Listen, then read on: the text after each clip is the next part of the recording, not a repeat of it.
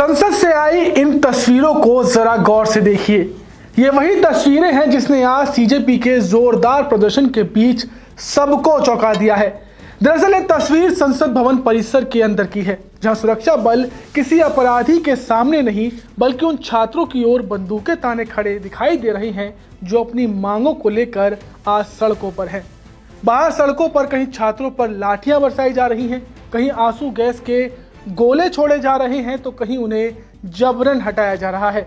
लेकिन संसद के भीतर कुछ इस तरीके से उनके लिए तैयारियां की जा रही हैं, जहां सुरक्षा बल ऐसे बंदूकें ताने खड़े हुए हैं।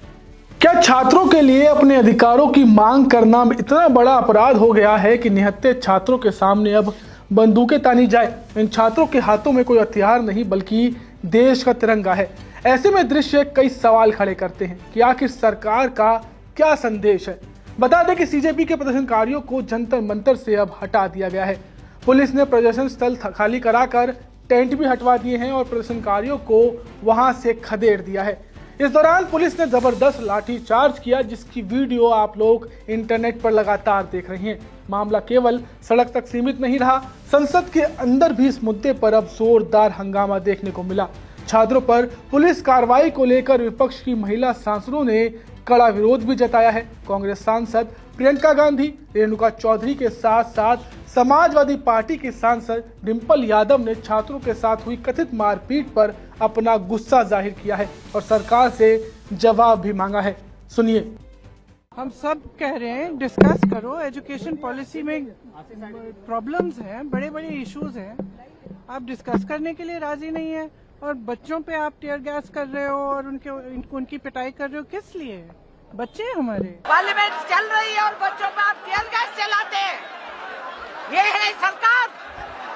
अंदर हाउस में हमारी व्हाट्सएप जैम कर दिए, गेट बंद कर दिए।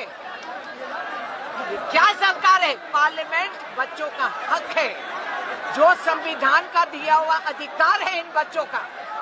ये कौन होते हैं? नालायक लोग, इनको संभालना नहीं आता तो बच्चों पे लाठी भंगवा रहे और वो टीयर गैस डलवा रहे। पुलिस वाले भी, उनकी आंखों में शर्मिंदगी दिख रही थी, लेकिन अपनी ड्यूटी के कारण अपने बैचेस निकाल के आए थे। गुंडे बने हुए थे कुछ पुलिस वाले तो सहयोग कर रहे थे, लेकिन कुछ पुलिस वाले बिना वर्दी के आए थे और बच्चों को मारा है, बच्चों को करंट दिया है। और जहाँ रूल होता है कि आपको टांगों में मारना चाहिए, बच्चों की छातियों पे मारा है।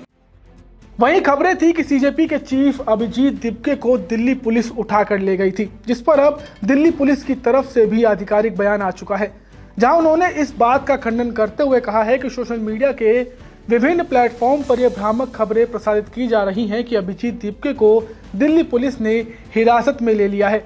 यह स्पष्ट किया जाता है कि ये सभी दावे पूरी तरीके से झूठे हैं और निराधार हैं। वहीं इस मामले को लेकर अब सीजेपी के नेता सौरभ दास ने केंद्रीय मंत्री जेपी नड्डा से आखिरकार मुलाकात कर ली है। बता दें, मुलाकात के बाद उन्होंने सोशल मीडिया प्लेटफॉर्म एक्स पर इसकी जानकारी दी है।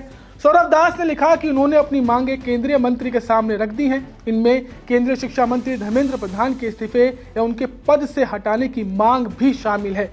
वहीं सरकार की तरफ से भी अब इसका जवाब आया है, जहां जेपी नड्डा ने कहा कि आज सुबह पहली बार प्रदर्शनकारियों की ओर से सरकार के साथ बातचीत करने का प्रस्ताव आया और सुबह करीब 11:50 से ही हमारी बातचीत जारी है। सौहार्दपूर्ण वातावरण में मुलाकात हुई, उनके डेलीगेशन के साथ विस्तार से पहले मौखिक चर्चा हुई और उनके द्वारा लगभग 4 बजे मुझे लिखित याचिका दी गई। मैंने सभी प्रदर्शनकारियों से अनुरोध किया है कि वे अपने धरने को समाप्त करें और सामान्य स्थिति बहाल करने में प्रशासन की मदद करें। अब ये सब तो रही सरकार की बातें, लेकिन आज हुए सीजेपी के प्रदर्शन के बाद सबसे बड़ा सवाल यही है कि अपनी मांगों को लेकर प्रदर्शन करने वाले छात्रों के खिलाफ सरकार का इतना सख्त रवैया जरूरी था? क्या लोकतंत्र में विरोध की आवाज का जवाब लाठी चार्ज और आंसू गैस होना चाहिए? क्या संसद के बाहर प्रदर्शन और संसद के भीतर भी उठ रहे सवालों पर सरकार लगातार चुप्पी क्यों साधे हुई थी? इस पर आपकी क्या राय है? हमें कमेंट कर जरूर बताएं। साथ ही आज हुए इस प्रोटेस्ट को लेकर आप क्या सोचते हैं, यह भी आप हमें कमेंट कर बता सकते हैं। निष्पक्ष मतलब न्यूज़ 24।